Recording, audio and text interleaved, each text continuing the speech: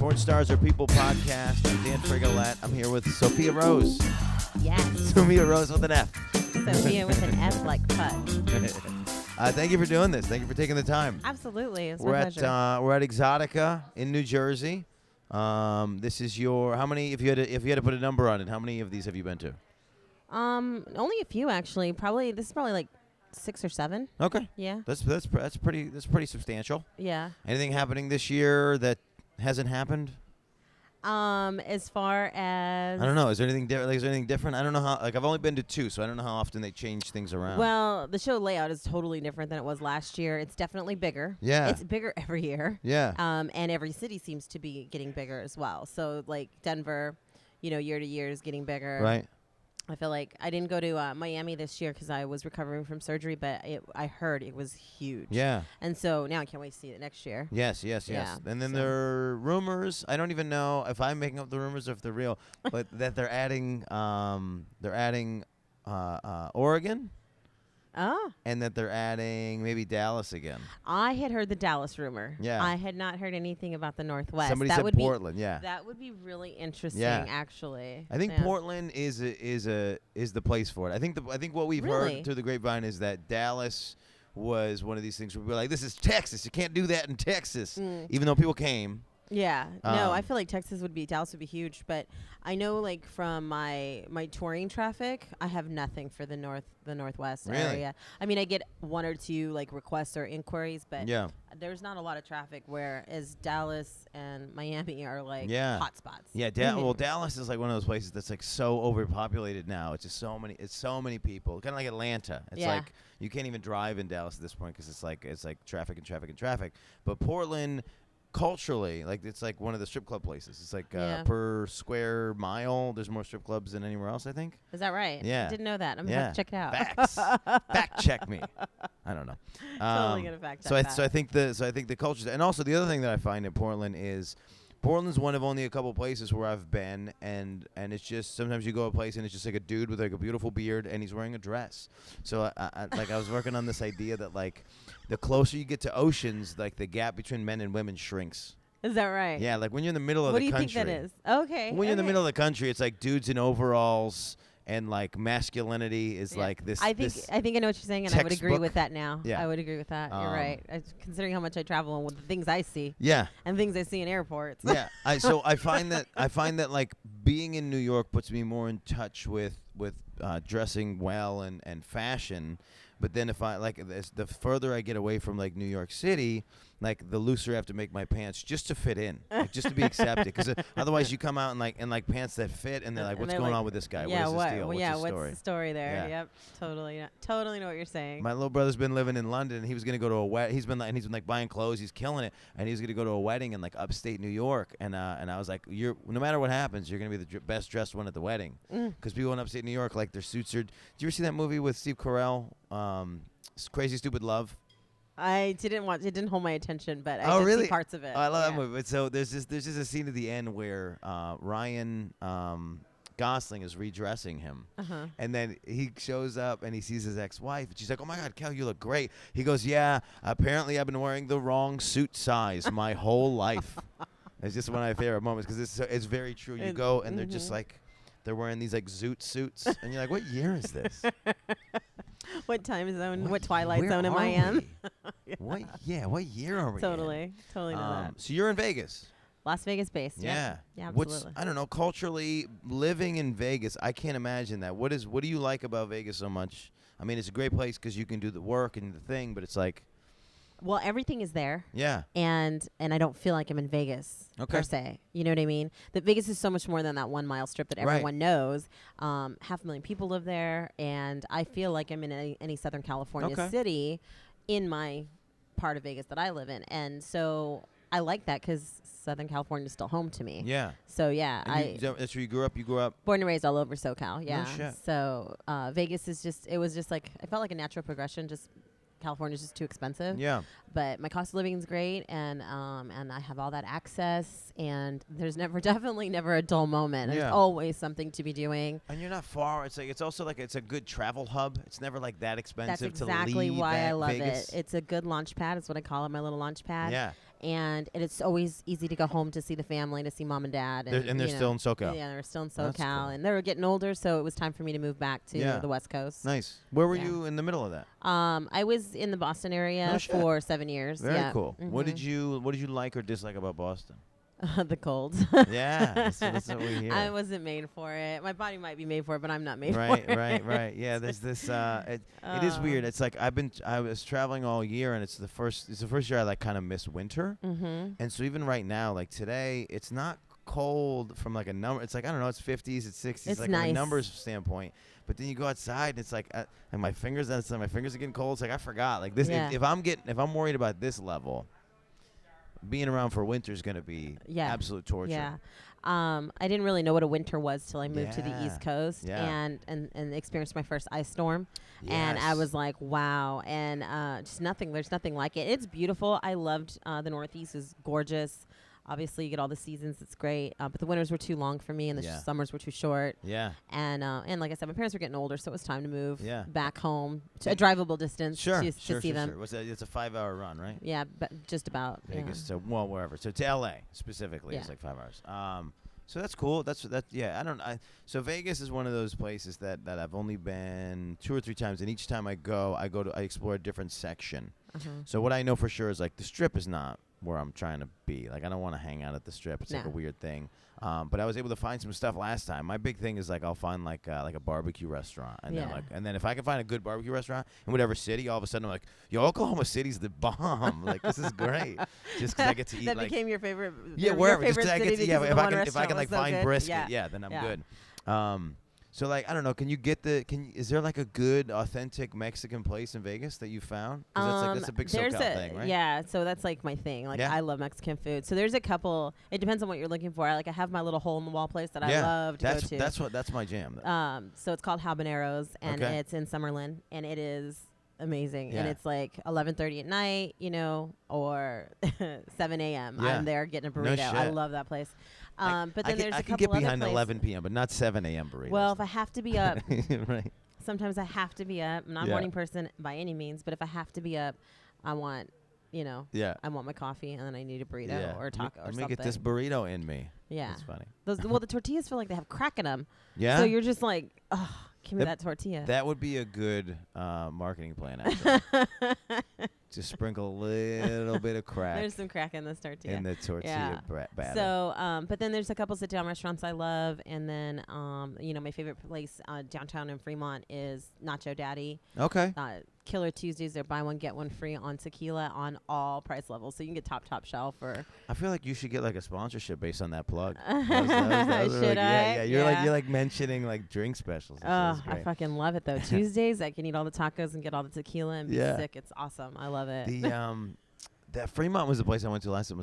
That was a totally different. I was on the Strip for like 4 days, and by like the 4th day I was like, I can't do this. Yeah. And so I was like, I got to just figure something else out. So I just went to Fremont. Were you like in town for a bachelor party or something? No, I was in town for one of the conventions. Oh, okay. And then it turned in, or no, I was in town I think just to do interviews for this podcast.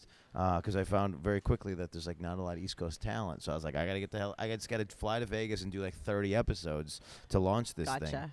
And so I was there, and I was doing like 10 episodes a day, and I was burnt out. And so I found out there was a comedy festival down in Fremont. I went down there and hung with those guys, and it kind of saved the trip because it's just like Fremont is the locals' place, and it's like what you think of when what I think of because I'm just like a weird old school Italian guy. Well, that's just it. I was just gonna say because that's the old Vegas, and so that's what we all think of. Yeah. Like, that's what I expect to see when I go to Vegas, not the Strip. Yeah, parts of my like brain still think like I was born in like 1930. You know what I mean? So it's like I like that just that when Vegas was Vegas vibe. It was it was really cool. But then you hang out there too long and get sick of that too. So it's like there's no winning on any of them. So that's like the beauty of living there is I get to pick and choose when I'm going to go and be an idiot on Fremont or on the Strip, and I get just enough to keep me happy where I go, I don't want to keep doing this. Yeah. I mean, that $15 Corona doesn't taste any better than the locals bar. It's $4, you know?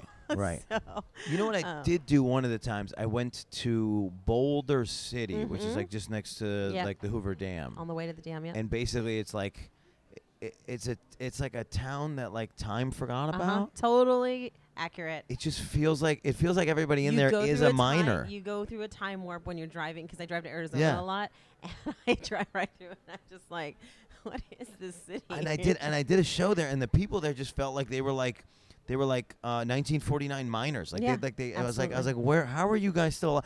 Actually, my favorite part of the thing, because this is only like 2 or 3 years ago, and there was a guy at the bar, and we overheard him, and he was talking about the crocodile hunter, Steve Irwin. Right.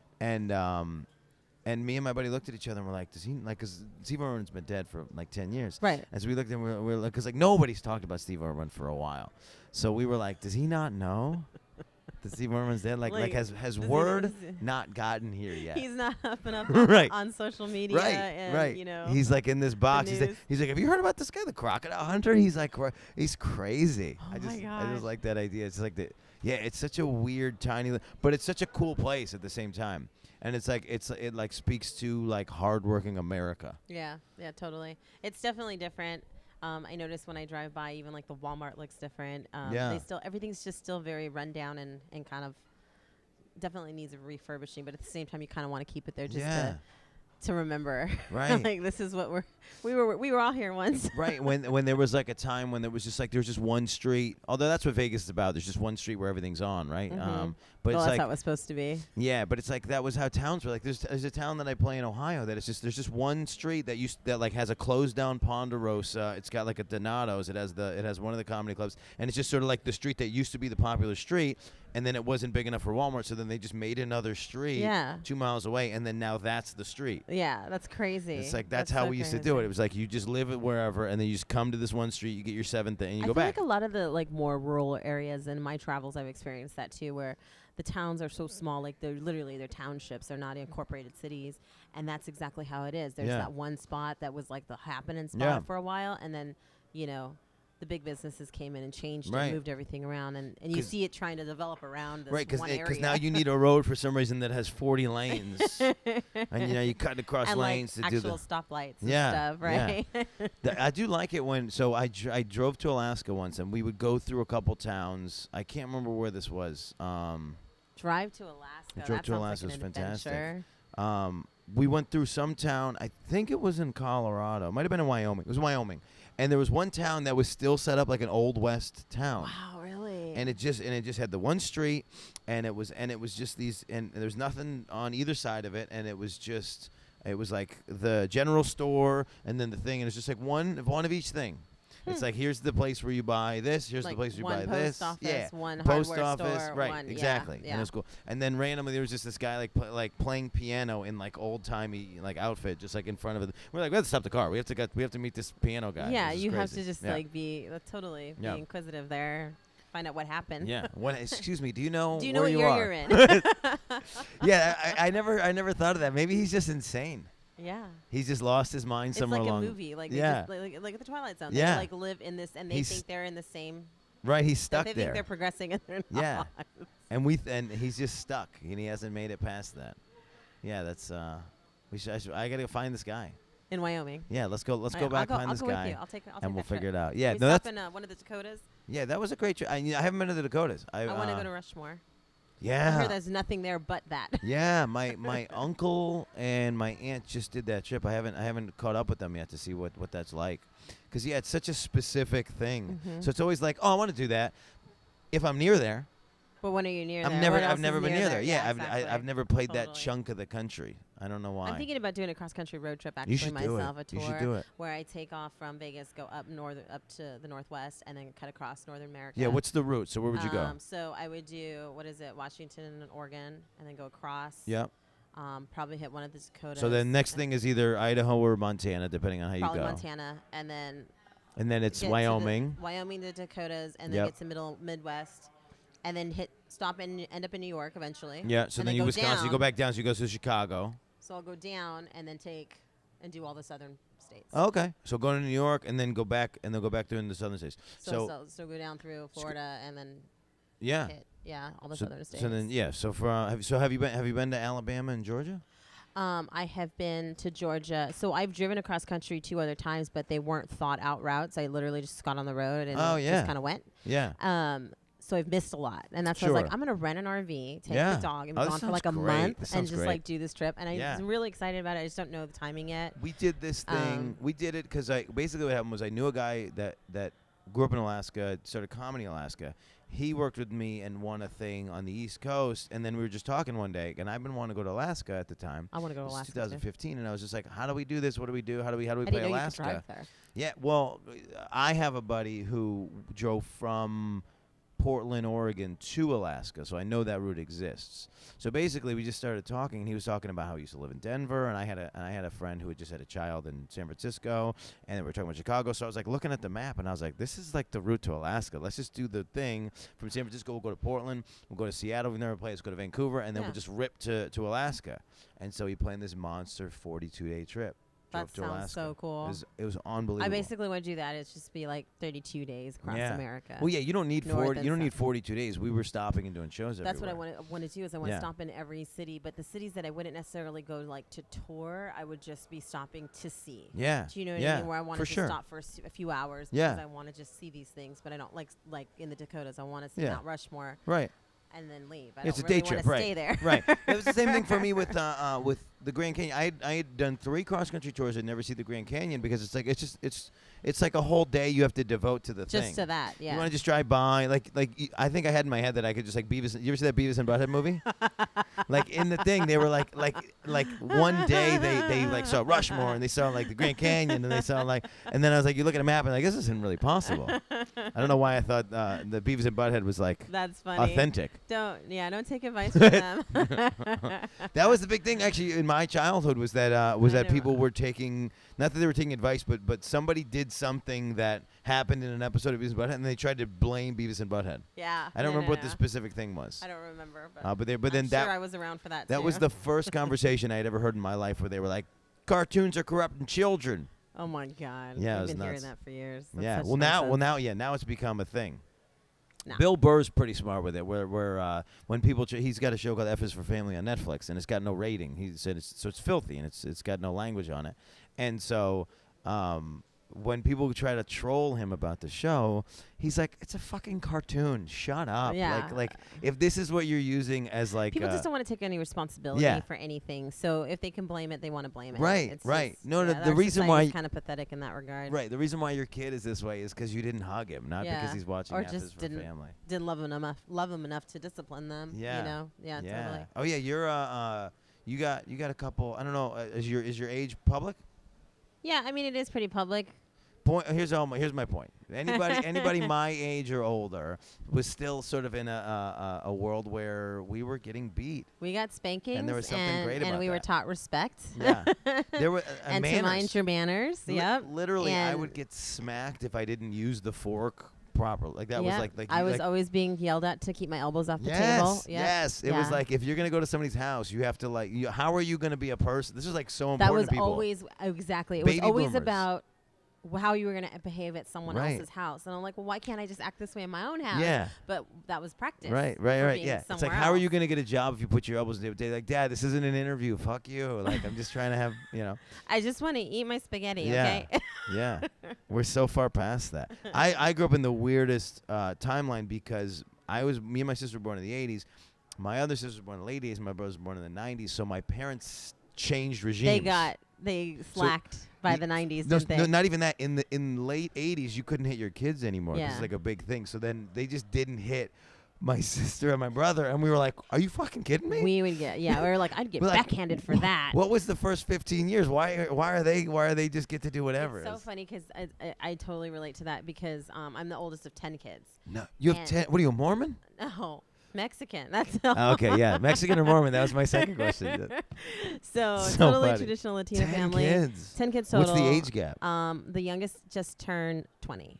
And so, how many years between the youngest and the oldest? When I am 43, I'm the 23 years between siblings. There's quite a difference in the way my parents handle things with the younger kids than with me, and I constantly give them a hard time about it. You're number one. Because I'm like, I was taught, I was so I was always in trouble. I was Yeah. always grounded. I Yeah. was always on restriction for something. Right. And these kids get away with everything. You were the first kid? Oh, yeah. Yeah, 'cause you I'm were a the- trial baby. I was. They had to try everything on you. Well, I always say, well, see, if I didn't make it so good and easy for you, you wouldn't have had any more. Right, because right, I was right. such a saint. Right. But now we look back and I'm like, I'm the only one who's productive. I'm the only one Yeah. who's Yeah. a stable job. May not be a conventional job, but Right. it's a stable job. Yeah. And, you're doing what you love.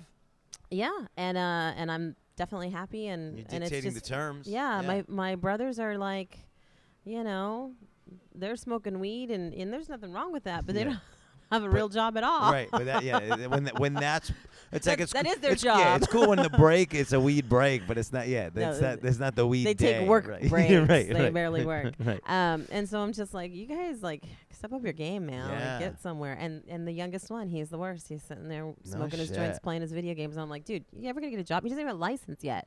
I was like chomping at the bit Yeah. at 15, taking Yeah. the car in the middle of the night. Right. Like, I wanted to drive. Yeah, I was doing You're that. That was my 20 favorite thing. You're 20 years old and you still don't drive. You were didn't still have in a the car? license. I was still in the car in the middle. Oh, I this got- is my I favorite got so thing. much trouble. Yeah, me and my buddy, we devised this plan that we had. So when you steal the car, the hardest part is that you don't want your parents waking up when you start it. No, it's bringing it back without your parents. That's yeah, true too, but it's that- like, but you gotta think get about back that in the later. house. But you want to be able to get out Yeah. because once you've It's taken easy. the You car put it in out. neutral and you let it roll out the Thank driveway. you. Yes, this is what we do. We will, That was so the me and my easy buddy, we would part. push that shit out. Oh, We'd yeah, push no. it to the street I and let then it we'd roll start right it up. out. Yeah. Right. Oh, that's so it was funny. more like, don't wake up any of your brothers. I always Right. had to tell one of them though because he was. But then You need somebody to have your back. Well, someone to have your back, but also not to be if he woke up to be paranoid and like, where is she? Where is Yeah. she? Right, but and alert then, the family. Right. But then one of the times he sang like a fucking canary and ratted me out, and then Yeah. I was like, I fucking hate you. well, I'm sure your parents had some kind of leverage on him. It was like close to well, Christmas, no, I close to a think he was. birthday. My dad woke up in the middle of the night, thought the car was stolen. Oh, I well, see. it was by me. It was stolen, yeah. Look. So there's Your daughter good took it to her news ride. and there's bad news. So that's when my brother was like, "It's okay. She took the car. She's out, you know." And I The was good like, news is "Damn it's it." stolen. The bad news is, or I guess the bad news is stolen. The good news is it's your daughter. Your daughter. Wait, so stole it. what were you?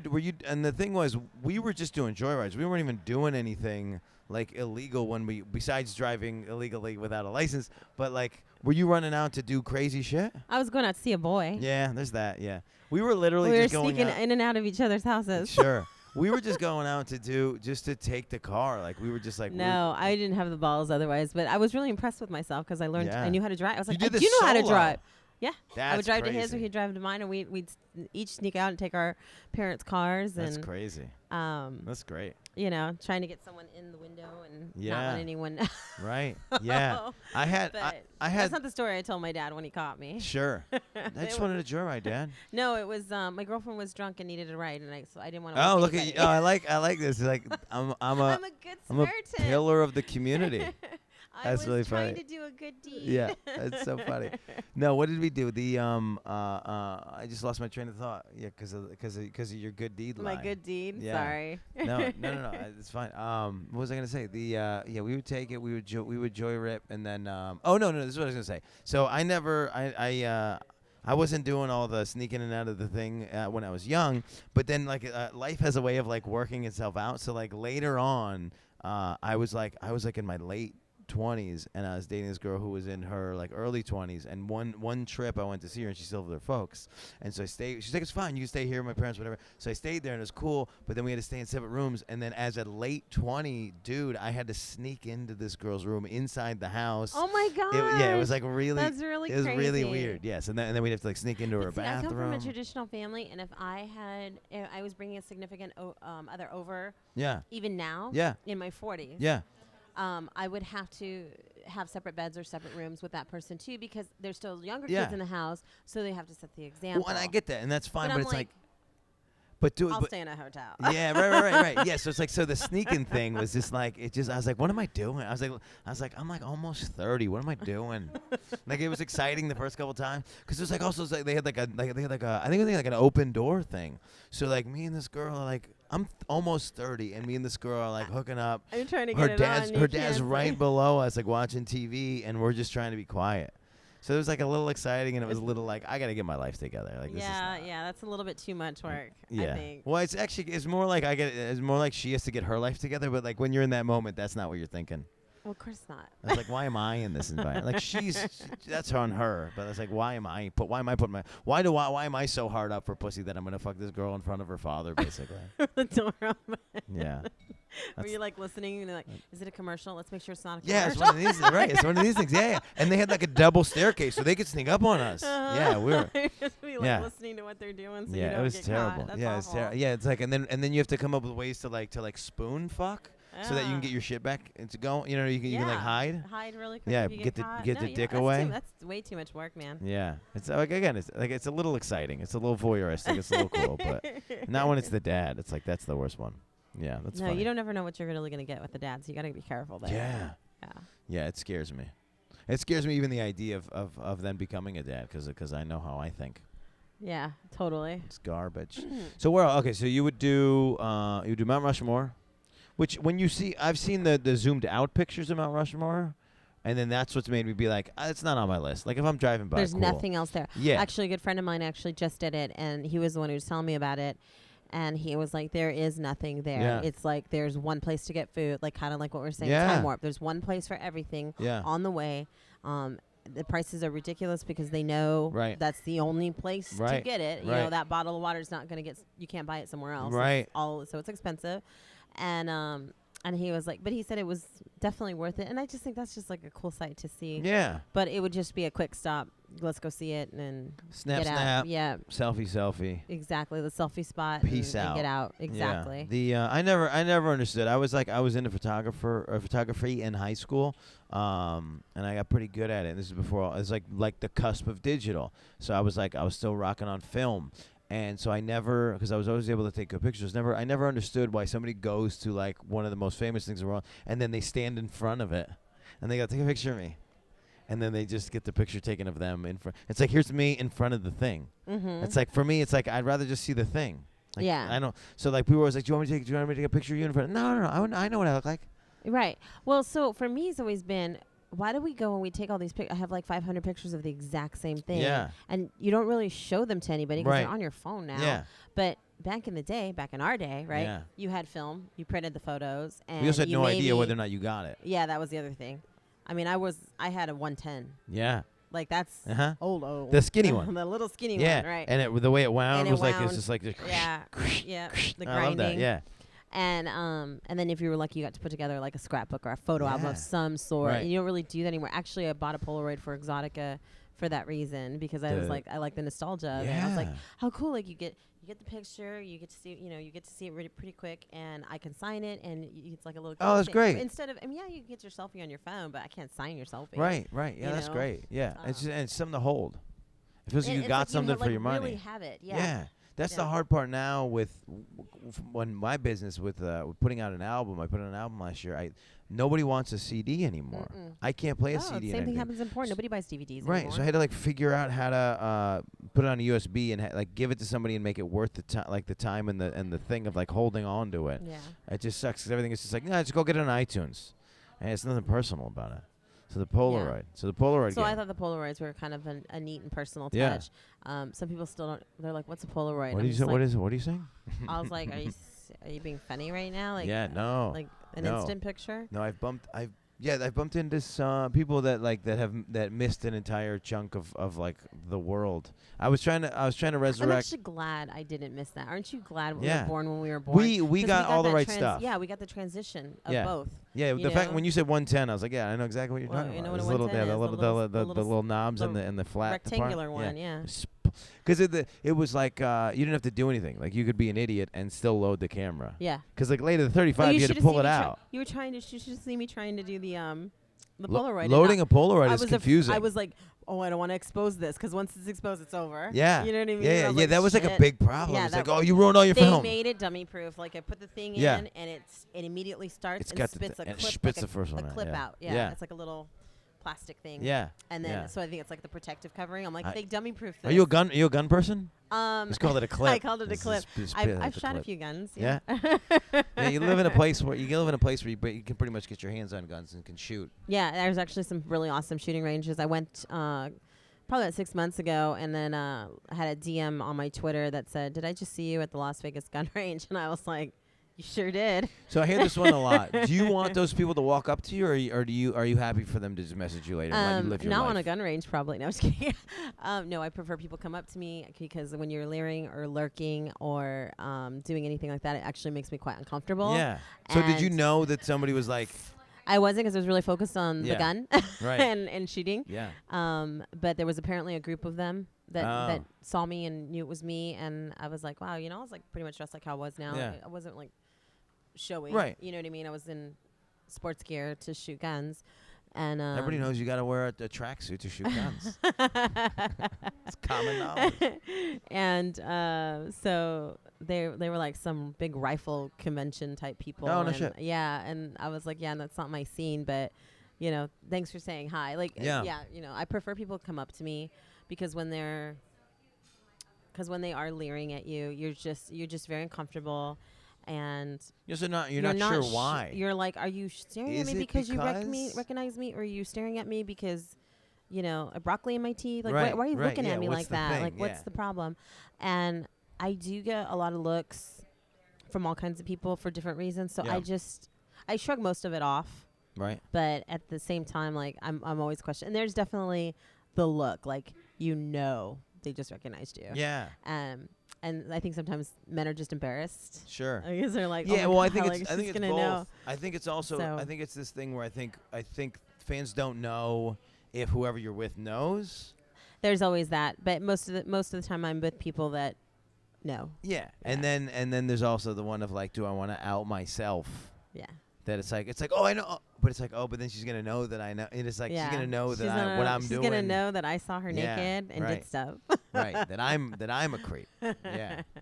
But it's okay. Those kind of creeps are okay. Yeah. I like friendly perverts. Sure. Well, that's the thing that I love about this community is, and it's not unlike when I film my album at a nudist colony. Okay. So it's not unlike this other thing where it's like, and all the people that I've met in the last couple of years that are very like sex positive and like just understand the complexity of sexuality. Uh-huh. It's like I just feel like they're like 20 years ahead from like all the people that I meet that are repressed everywhere else in the country, and it's like.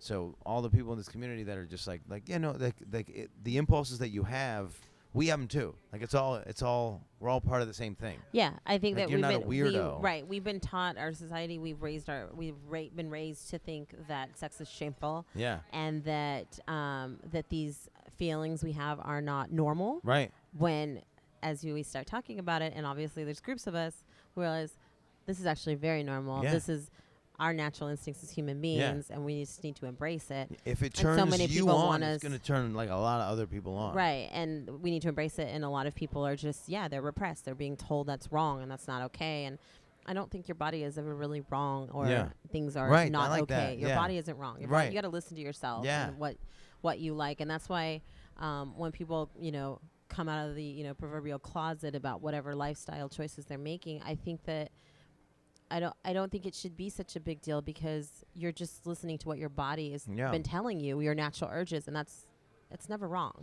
Yeah, the world where you're like just trying to squash it away. I just think if you try to squash it, it just grows. You fight it, and it just It gets worse. bigger and bigger, and then it and maybe something that was like totally could have been a normal component of your life is now like taking over parts of your mind because you're not. You kind of become obsessed with it Yeah. because you can't escape it. You're not because And you're not. I able don't know. to You're not embrace- draining. You're you're not able to popping embrace that it. zit or Yeah, whatever. I guess yeah. that's the worst possible Yeah, analogy. there you go. That it's good. It's an accurate analogy. It bugs you and it bugs you and it gets worse. Yeah, it just yeah. grows. Yeah, it's like that. That was the pin that I used to have a discussion that turned into. I don't think I started.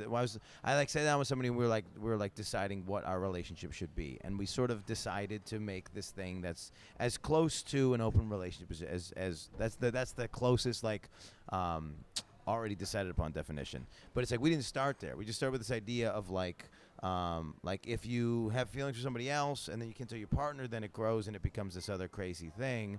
You should like be in this world where you could talk to. You should be able to communicate. So we started from honesty and like openness, and then that became like, oh well, maybe if neither of us is around, maybe it's okay for us to do other things with other people. But do you know Tayomi? Mm-mm. She does. She calls herself a glamazon sexpert, and she was doing some of the the conference or seminars this weekend. Okay. And I thought this was really cool. She and her partner, her husband, they have on their wall. They have like a list of rules. They wrote a contract for their relationship. Interesting.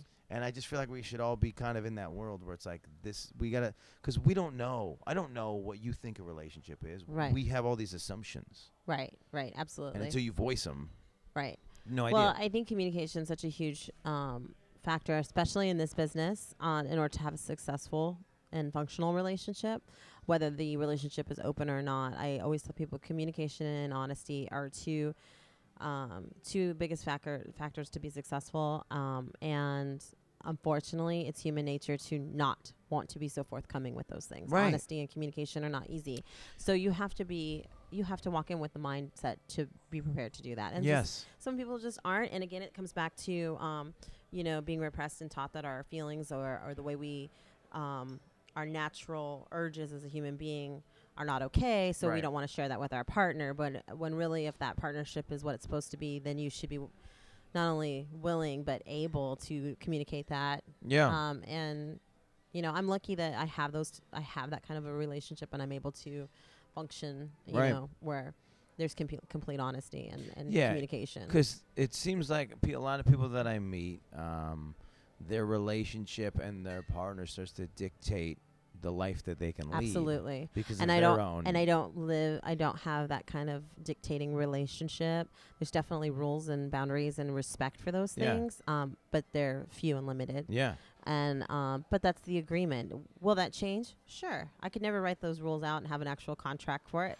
because I think my business is always changing. Sure. So the dynamics of my relationship are gonna have to continually change with that. And the point is not that you signed it and it's locked in, but just the idea that you actually sat down and said, "This is what I'm looking for." Yeah. And when it changes, you come back and you have that conversation. And you need to have that conversation because that's why I think so many women think they're in a relationship with the guy, and the guy's not in a relationship. He's in like 6 of them. So that's and there's the modern day situationship. Well, there's this thing. There's this thing that we do with omission where we go, she doesn't need to know. Or he doesn't need to know. And I think that's where we get hung up. Mm-hmm. It's because all of the things that you think you don't have to tell me then become the things that completely change what this thing is. Right. It's like, I don't know, even just the term, like it's like knowing what was going on in the person you're about to date's life. Like it's like if they're dating 7 people leading up to, and then they just chose you, like that's information you should have. Yeah. Absolutely. Because you actually could feel great. They chose you. You know what I'm saying? Or it's like... Well, and you still might be dating 5 other people. Right. Well, if we're making this decision, we both should be making this decision. Not one of us should be committing more than the other ahead of the other. And then and just sort of both know where you're at. And then not be... I think we're all just afraid of what the other person is going to think. But it's like... Yeah, we all think too much about what everyone else thinks, and... That's got to stop. Like I know my last fuck was given a long time ago, so I don't... There's a lot of prediction, it seems like. People are trying to predict what somebody else will feel or say. Yeah, And it's like, no, just ask. This happened the other day. Somebody told me I was predictable, and I was like, thank you. I was like, that, because to me that said, I am the most honest. Like, if I say something, they're like, yeah, I knew you were... Yeah, I knew you knew I was going to say that, because you know what kind of person I am, because I'm telling you all of the time. Yeah.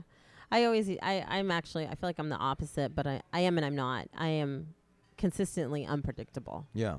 So that's my consistency. Sure. Is that I don't, there's just, I work hard. I always deliver on what I'm going to say. What I say, I always deliver that. But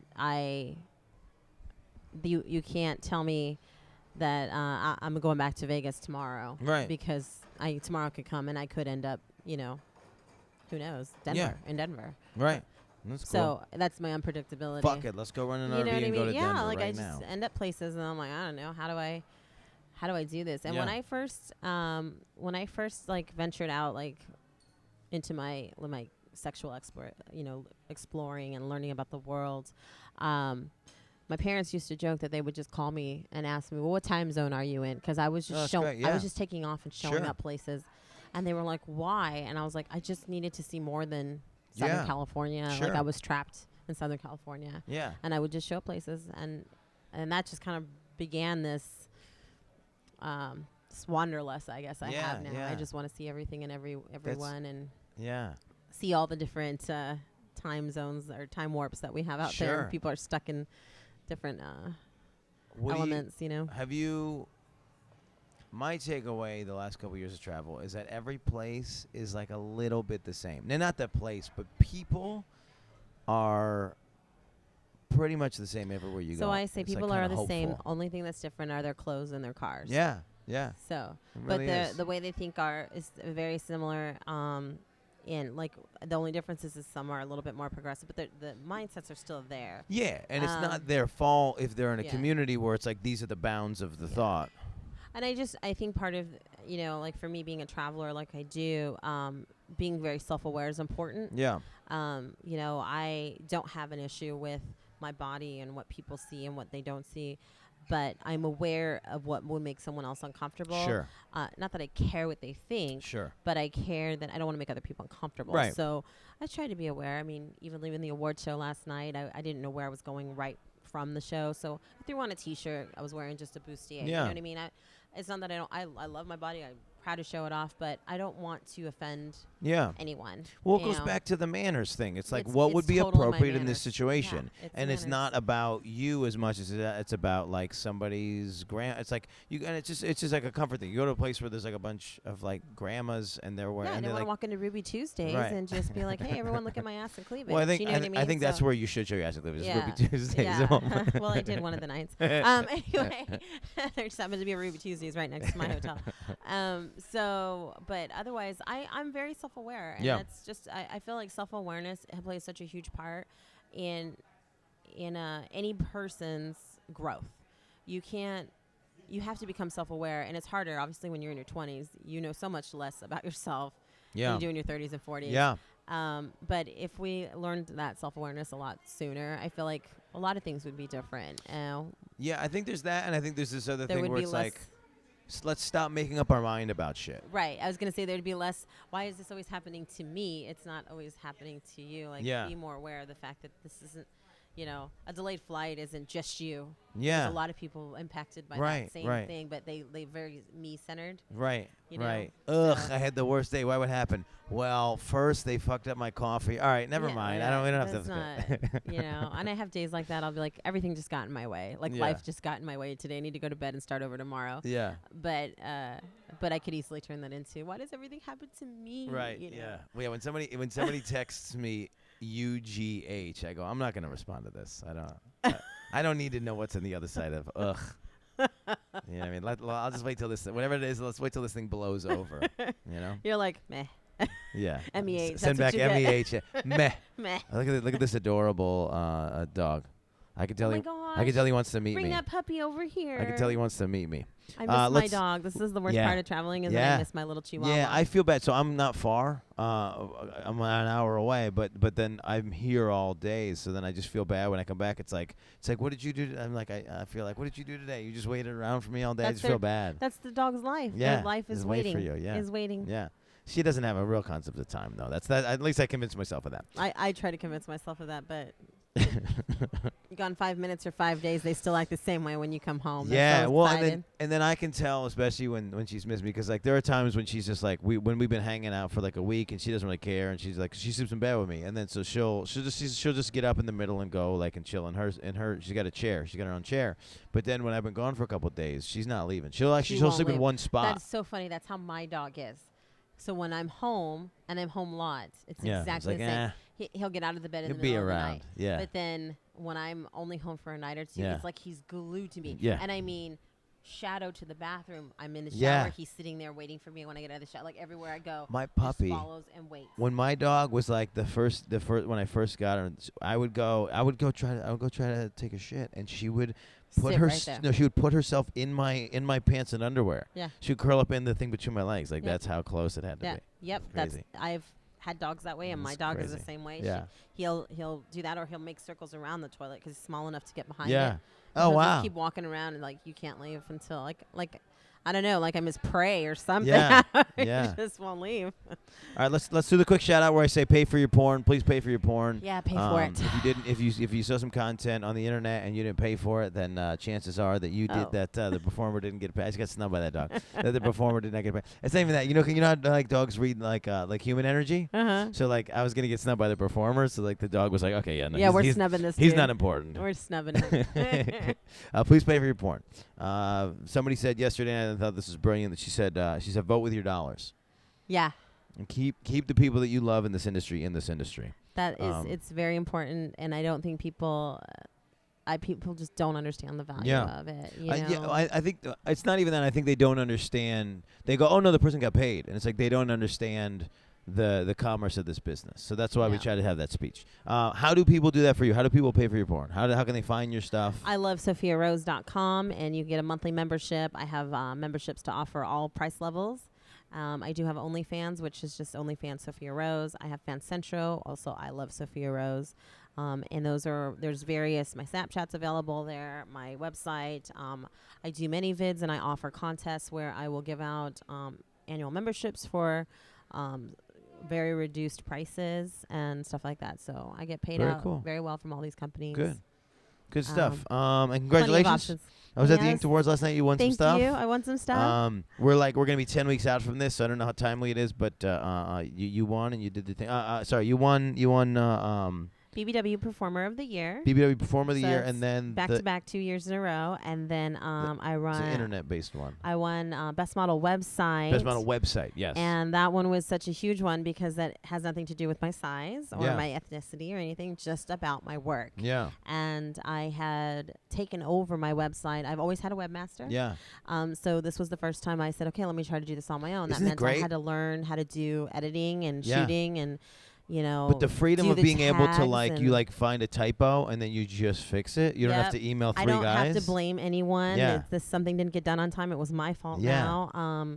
And it's such a liberating feeling. Yeah. And to get recognized for that on top of that was just huge. I did not expect it. I didn't expect either award. Right. But to get that, knowing that the ladies that I was nominated with are who they are, was just like, wow, I'm like nobody. How did I do that? Right.